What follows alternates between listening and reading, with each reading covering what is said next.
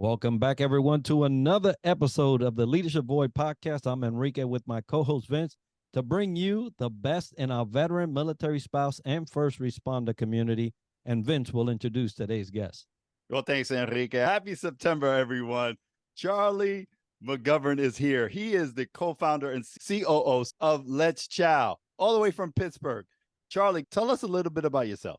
Yeah, thank you. I'm here. My name's Charlie Magovern. As I said, I'm a COO and co-founder of Let's Chow. My background is sort of about as far as you can get from nonprofits and leadership. I was a former trained journalist and freelance photographer and videographer. Yeah, it's sort of a long story. Basically, Jordan and I guess we'll probably get to it later, but we cooked up this idea and I saw it as an opportunity to do some video and photo work, really, and that really helped us get off the ground. So, it's former journalist turned CEO, or not CEO, COO. We're both saying that now. And yeah, it's just it's been an interesting ride, and but I've been loving doing this job. It's an honor and to have a position like this and to have something work out that you started with your bare hands is really cool. Well, we're just happy that you guys did cook up, pun intended, Let's Chow. And it's amazing what military people do, even in the service, along with partners like yourself, and you come together to create such a great entity and organization. So tell us a little bit more about Let's Chow. Yeah, so at Let's Chow, we help veterans, military spouses, and other military-affiliated personnel essentially find their way in the culinary arts, specifically the mobile food market. So we have 4 food trucks across the nation that we rent to veteran businesses that are interested in, usually it's people trying to expand their already existing business, but we have given food truck experience to people that are on the ground level that don't have a business yet, that just have wanted to learn the operations of how to use a food truck to see if it's something they want to get into. So we do that. And then as part of our mission, we provide hot meals to those in need, as well as supporting community events where we are located. So we call that the Kitchen with a Mission. And that's our Kitchen with a Mission initiative, essentially, is to, we use the food that our cooks use as training, where they get the reps to learn how to cook for a large amount of people, and then we just donate the food. So people at these events or those in need get a nice hot home cooked meal, that's delicious, and also providing training hours for veterans. So those are the 2 main things we do. We rent food trucks, and then we do charitable giving events. That's phenomenal. Giving that opportunity for those in the military community, and also giving back to, because food insecurity is real. So you're addressing 2 very interesting opportunities that we need to really address. So first of all, my hat's off to you, Charlie, and everything you guys are doing out there. So sharing what you've done and what you've been through after journalism and videography, what are the challenges or lessons learned of running a nonprofit organization you'd like to share with our audience? Well, it's a lot of how efficient can we be. We're very small, and I think in many ways we're still coming out of a startup concept. We have me on the payroll, and that's it. Jordan is a part-time unpaid CEO so he sort of does it in addition to his day job, which is why he couldn't make it today. And I run it full time. So it's a lot of, how do we squeeze out the most impact, with our small organization? And that necessity is what has led to a lot of our programming. Is this is what we know we can do. We can get veterans in food trucks, and we can get them on their way, and then they can be their own boss, and and really work for themselves in that sense. So we found that was a really efficient way we can help people. Is if I help out behind the scenes, then they can go and in the forward facing part of our business, and they can go out and sell and have fewer things to worry about. So I would say, yeah, that's one of them, is really how to be efficient. And then I think also it's just fundraising is always a challenge. Having the funds, having the ability to help people.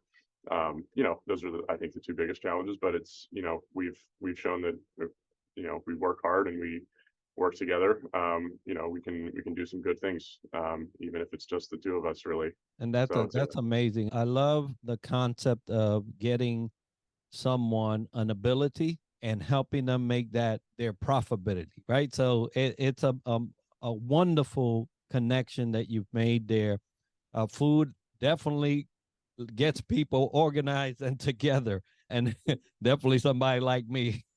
But it also is a way of providing long-term benefits to those veterans as they're providing now for their future and their family's future. So talking about future, what's on the horizon for Let's Chow? yeah, it's exciting. We're actually we received some new funding over the summer, essentially to revamp our Kitchen with a Mission program, and this actually solves one of our biggest problems, which is that we have trucks around the nation, but we get inquiries from everywhere. Texas, we've gotten one from Alaska, Florida, you name it, we've pretty much gotten an inquiry. And the hardest part is, being able to say, like, we can't exactly put a food truck there right now, because it's a long process and it's hard. And, but what we can do now is we can offer, if you're somebody who wants to help your community and learn how to cook for a large amount of people, you can become part of our Kitchen with a Mission program, where we fund the food and you go out and cook it, and then at a community event or at a homeless shelter or somewhere where there's other people in need, you donate the food. And it's a way to give back to your community while also working on your business. Because our biggest thing is, a lot of people, and Jordan and I included, kick around ideas of a food business all the time. Oh, wouldn't it be great to have a food truck? That's literally how this whole thing started. Was Jordan and I were cooking more, and we said, wouldn't it be really cool to have a food truck? Except we live in two different states and neither of us had any food experience. And so we decided to shift and be like, well, how can we learn about this business and make it into a nonprofit model? And so actually, donating food is how we got started. And that's how we want to pass that on. We want to pass on that tangibility. It's like, for us, our business wasn't real until we had the food in front of us serving to people. That really, when you're physically doing that and you see people eating your food and enjoying it, that can be a real spark for people. But it's very hard to get to that point. And so we really try to do that with our Kitchen with a Mission program. And so that's what we're going to be doing a lot of in the coming year, is reaching out, looking for veterans interested in helping their communities and also interested in building their food business or continuing their food business. I mean, if you already have a catering business, but you want to work out a new recipe, the Kitchen with a Mission program is a great way to work that out. And then also people get a nice hot meal for free. And it's training hours. So our goal for our fourth year is 40,000 meals and 4,000 training hours for our fourth year. So it's sort of a 4 thing this year. 4 indeed. And you will get multiplication from that, and hopefully goes to 8, right? So yeah. Definitely, yeah, you will, put it out there, and hopefully folks listening in, soon enough, you'll hear how to get a hold of Charlie and Let's Chow. But for now, I definitely, Kitchen with a Mission is phenomenal. Love what you all are doing. Again, hats off to you. Now let's transition a bit and talk about leadership. Now, Charlie, what do you do to sharpen your skill set to aid you to thrive in your professional life? Well, I'm sort of a believer in, I think, at least, everyone has their struggles with leadership. And for me, the toughest thing is consistency. As a leader, that has to be sort of one of the things at the top, is you have to be consistent. You have to be there. You have to, just always be in a leadership position and always have that responsibility. So I just try to do it in other things in my life. I am a baseball coach. I coach high school baseball. That's a great way to I mean, for one, I work, working on speaking and public speaking and getting your point across, and also teaching, just hard work, and that it's about the little things. So I think probably the main thing I do is with sports is I coach. I also still play baseball, and I'm one of the main managers of our baseball team. So I'm always behind the scenes doing that kind of stuff, showing up early to take care of the field. So really I just try to make it something I do in my life, in addition, my hobbies too. I try to stay consistent, always working on my hobbies. I still do I do film photography now, So that's something that you got to maintain discipline with that, and really be locked in and consistent to get good results. So yeah, I mean, I really just try to make leadership something I do in my everyday life, just because I know that's how you get better at it. It's just sort of putting yourself in those positions. So that's mostly what I do. I just try to live it, because it seems to come my way when I do things. People sort of tend to want me to be in a leadership position, I found. So I'm just leaning into it and keep on going. Well, leadership definitely starts at home, and that home is you, right? And so if you could do it internally and with yourself, it's a proven concept. So now you can do it with somebody else. Talking about somebody else, there's always someone listening, always someone. You talk about being a coach. You have players that are always looking and listening to you as you perform your duties. But you received an advice or some suggestion as you was growing up that maybe helped you along the way that you would like to share with an emerging leader today. What would that be?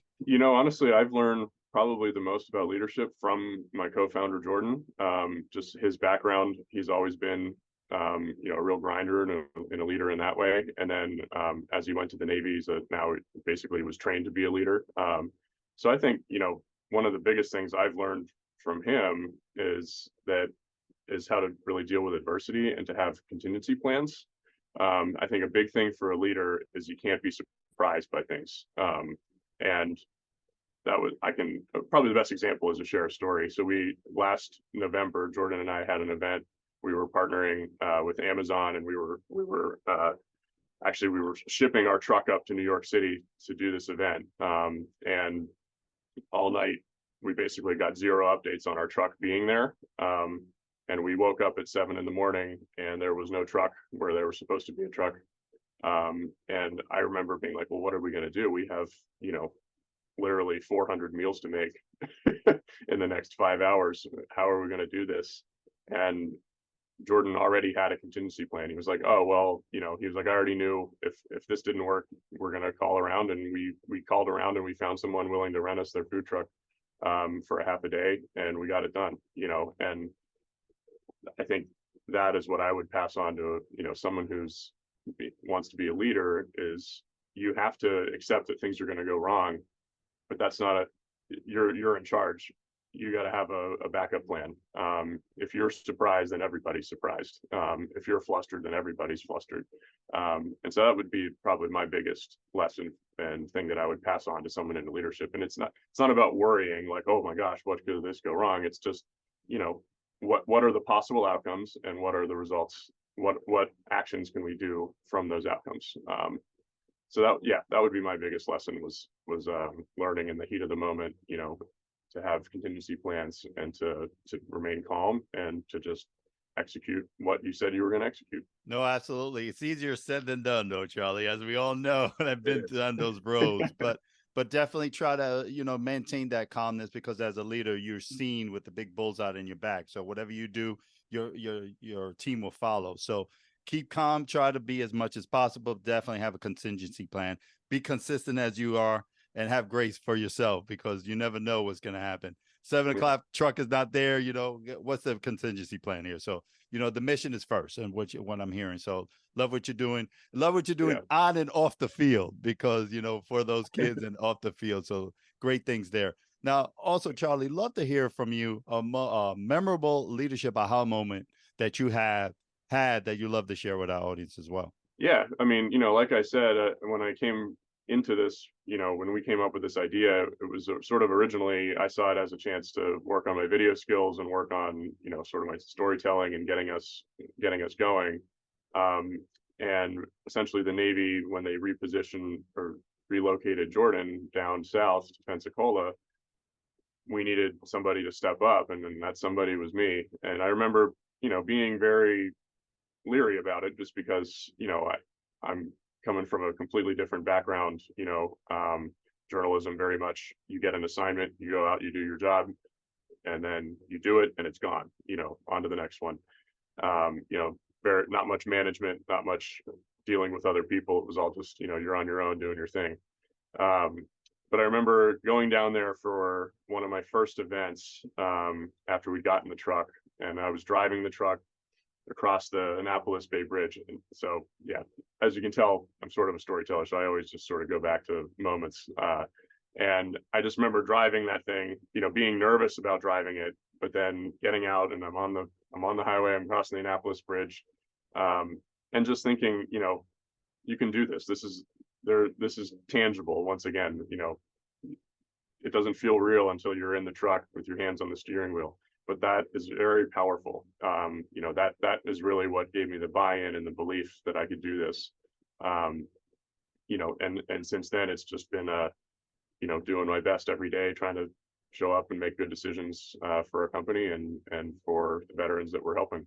Yes, indeed. Until you put your hand to the plow, you don't know really what it is. But I'm encouraged to hear you say, hey, I could do this. And for all those listening and going down the entrepreneurship route, get in that truck and start putting your hands to the plow, because you really can do it, especially from the veteran community. Now, earlier you mentioned a challenging moment of not having a truck at an event. So what are certain strategies that you use with yourself, and within the company to help you overcome times of change and challenges? I think for one is preparation. I mean, it's the food business. So food, we learned very quickly, is about 90% prep and 10% execution when you're actually doing it. It's all about being properly prepared. I remember our first event that we did post-pandemic. So we founded in 2020 in January. We're all sort of like gung ho ready to try this idea, and then everything gets shut down. That's where Kitchen with a Mission came from, but that's a whole other story. Anyway, when the pandemic, when events were starting to happen, we had our first event on the 4th of July, and we were doing tacos at a wine festival, or a winery, and we essentially thought that we'd be able to hand make the tortillas, like from scratch right there while people were ordering, and that didn't work. So preparation, I think, is one, and two, I think it's pretty simple, honestly. Jordan always uses this analogy: the closest alligator to the boat. What are the big challenges that we need to deal with right now? That's honestly how we've gone from day one. Pretty much, it's like, sort of, what are the big things? What do we need to get done right now? What's important? Getting those done first. And then we found that getting those important things done has a sort of cascading effect, and the rest ends up taking care of itself, because you already got that big problem fixed, and then you're sort of in the zone and you're moving. And so that's, I mean, it's not the most complicated, but it's a good ethos, really. What's the closest alligator? What are we going to do? That's how we determine our order of operations, so to speak. So I would say consistency, and then just trying to always be analyzing your problems, and which things do you need to solve, and what order will be most effective for you and your organization. Well, it seems like you got all those alligators taken care of and got some good boots and some good belts out of it. So you took care of those alligators. I love it. So we've been hunting gators for a while now, but we're going to keep going. Amen. That's right. I love that mentality of keep going and learning as you go. And that's what's going to make you more efficient and great, having that consistency, as you said. So appreciate everything you said. And folks have been dying to hear how to get a hold of you, Charlie, or get a hold of Let's Chow. Let's share with them now how to do that. For sure. Yeah. For everyone watching, if you can see my background here, let's see, I guess it's right here. Charlie Magovern at letschow.org. That's my direct email. Or you can go to our website, letschow.org, where we have all our information there. You can see our trucks. You can see our Kitchen with a Mission initiative, some other things that we have coming up. And also, just if you're hungry and looking for where our trucks are, that's where our calendar is. Letschow.org, or you can email me, charlie.mcgovern@letschow.org. We're really, really looking for people interested in helping their communities and helping feed people and helping support good events for the community. That's the big thing, is we want to be embedded in as many communities as we can, even if it's just donating 100 meals here, 100 meals there. We really believe in the power of the ability of food to bring people together. So yeah, that's we also have, our social media presence at Chow_nonprofit. You can follow us on Instagram and Facebook. We don't really do Twitter. Didn't seem too necessary. But yeah, those are the best ways to get a hold of me. And yeah, if you're anyone interested in doing Kitchen with a Mission stuff, volunteering, helping out with our trucks. If you happen to be in a city where we have a truck, we call it our fellowship program, where we pay you as a student and we train you up on food truck operations and essentially allow our veterans to have extra hands on deck without having to pay them as employees. We pay them as students, and they're in our program learning how to operate a food truck business, and we have stipends for that. So yeah, if you're in one of our cities, Annapolis, San Diego, Fort Lauderdale, or Atlantic City, we can offer that program as well. And then we can do Kitchen with a Mission events pretty much anywhere where anyone is interested with a kitchen. So yeah. But yeah, give us a follow, give us some likes, all that stuff. I'm not a big social media guy, so I hope that's the right terminology. I'm kidding, but and yeah, just come follow along. It's going to be a big year for us, so we got a lot going on. Outstanding. And I will be looking out for one of those trucks because Vince knows I am always hungry. So, but folks, we're going to have that information as part of the show notes and video for you to get a hold of Let's Chow and what they're doing. And if you want to get a hold of us at the Leadership Void podcast, theleadershipvoid@gmail.com is where you'll send that correspondence. If you want to hear a leader speak on the show or a topic covered on leadership, please do it by those means. Absolutely. And those listening in, you know what? We had Charlie Magovern here. He was on and off the field doing some great things. We appreciate your time that you have. But Les Chow is doing some great things. Kitchen with a Mission. We're definitely going to follow you. And definitely we want to thank our sponsors, VEI, Triple Nickel, and FAVOB for sponsoring our show. And we definitely wearing our shirts from Triple Nickel. But today is all about Charlie and Let's Chow. Charlie, thank you for being here, and we wish you much success in the future. Yeah, thanks so much, guys. It's great talking to you.